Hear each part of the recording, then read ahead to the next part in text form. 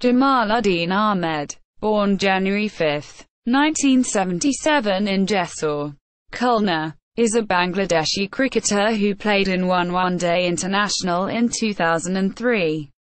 A middle-order batsman and off-spin bowler. He played first-class cricket for Khulna Division from 2001 to 2008.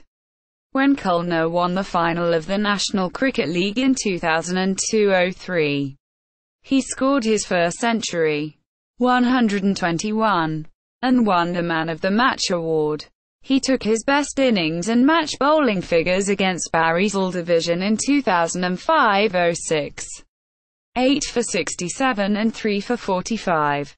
Jamaluddin Ahmed at Cricket Archive. Subscription required. Jamaluddin Ahmed at ESPN Cricinfo.